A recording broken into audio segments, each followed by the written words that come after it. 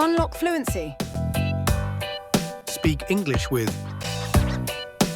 English Podcast Adventures. Hey everyone! Welcome back to English Podcast Adventures. I'm Michael. And I'm Sophia. We're so excited you're here with us today. Today we're doing something super fun. We're going to play games together. But not just any games, games that will help you practice your English while having a blast. Yes, and we're going to role play everything so you can hear exactly how these games work. You can play them with your friends, family, or even by yourself to practice English. We think the YouTube algorithm is hiding our fun games. If you enjoyed this episode, hit that like button and subscribe to show it who's boss. Michael loves fighting with the algorithm. But seriously, if you want to join our community and practice English with other learners, come find us in our Telegram group. The link is in the description. All right, Sophia, are you ready to play some games? I'm ready. What's our first game? Let's start with 20 questions. This is a classic guessing game. One person thinks of something. It could be an animal, object, person, place, anything. The other person asks yes or no questions to guess what it is. You have 20 questions to figure it out. Ooh, I love this game. Okay, I'm thinking of something. Ask me your questions, Michael. All right, let me think. Is it alive? No, it's not alive. Can you hold it in your hands?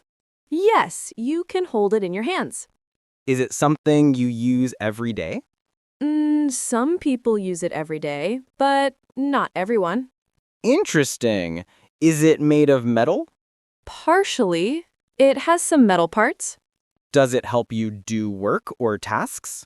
Yes, it definitely helps you do tasks. Getting excited. Is it electronic? No, it's not electronic. Can you use it in the kitchen?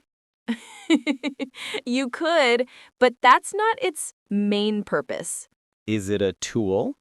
Yes, you're getting warm. Does it cut things? Yes, it does cut things. Triumphant! Is it scissors?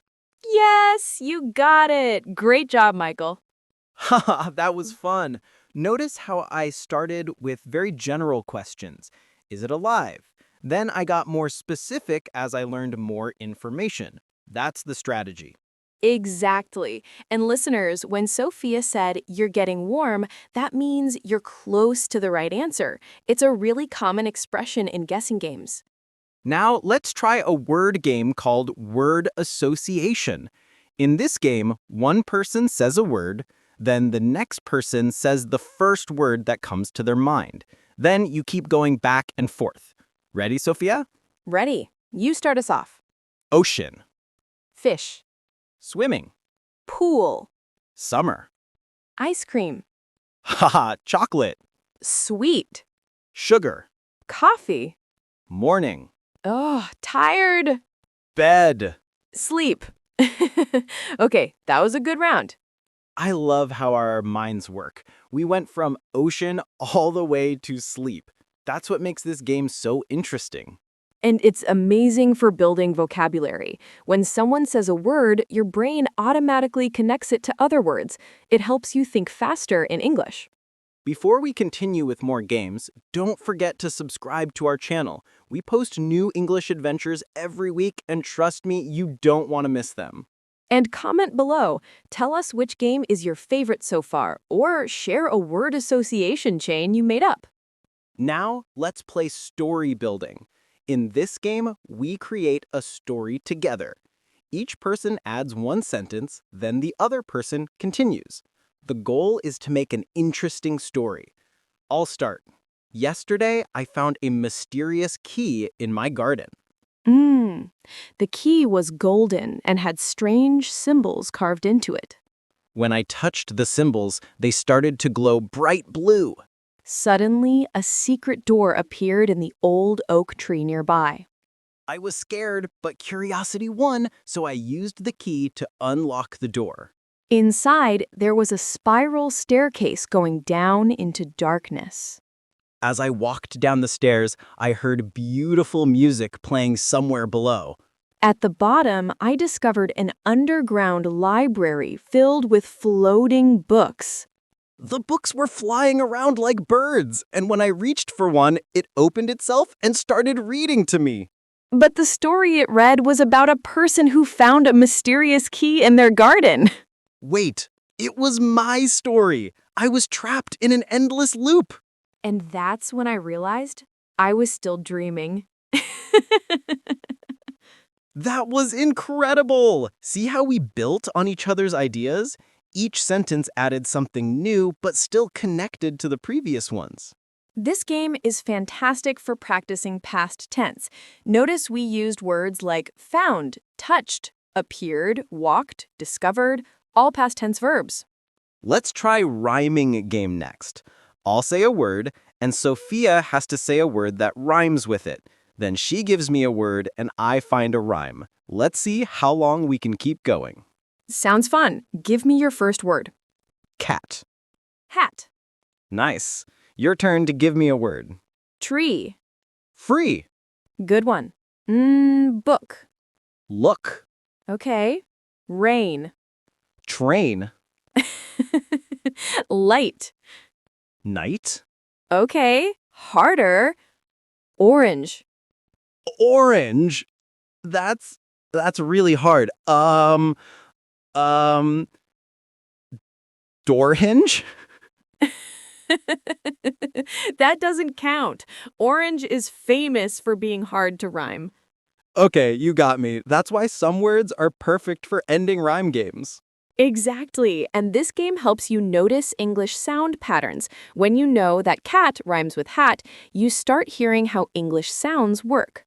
Speaking of sounds, let's play alphabet game. We choose a category, then take turns saying words in that category, going through the alphabet. Let's do animals. I'll start with A. Perfect. Go ahead. Alligator. Bear. Cat. Dog. Elephant. Frog. Giraffe. Horse. Iguana. Jaguar. Kangaroo. Lion. Mouse.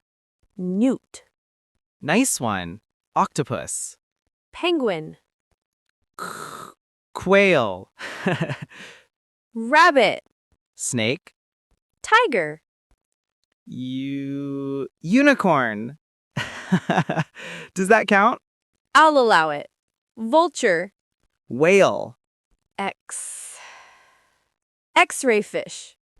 Wow, that's creative. Yak. Zebra. We did it! The whole alphabet. That was amazing. This game is perfect for expanding vocabulary in specific topics. You can do it with food, countries, jobs, anything. And when you get stuck on hard letters like Q, X, and Z, you really have to think creatively. It pushes your brain to remember unusual words. Before our last game, let me remind everyone, if you're enjoying these games, please share this video with your friends who are learning English. The more people we can help, the happier we are.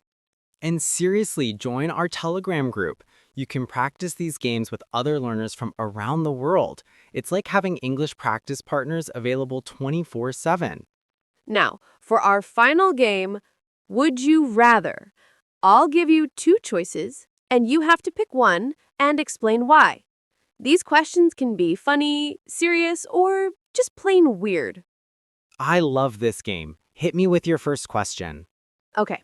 Would you rather have the ability to fly or the ability to become invisible? That's tough.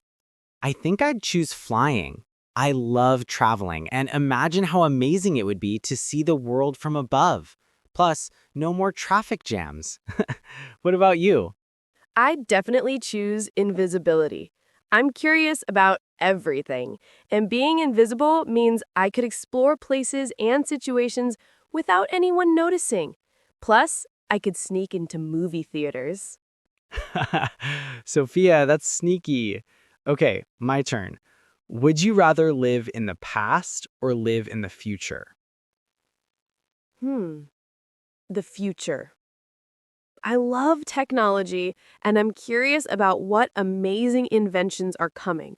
flying cars, robot friends, maybe even teleportation. The past was interesting, but I like modern medicine and smartphones too much. What's your choice? I'm torn. The past has so much history and mystery, but you're right about medicine and technology. I think the future too. I want to see how humans solve climate change and explore space. Yes, we could be the first humans to visit other planets. Okay, last question. Would you rather speak every language in the world perfectly or play every musical instrument perfectly? Languages. Definitely languages. I could talk to anyone, anywhere in the world. I could read books in their original languages, understand movies without subtitles, and help people communicate across cultures. That's such a good answer. I'd choose languages too. Music is beautiful, but language connects hearts and minds.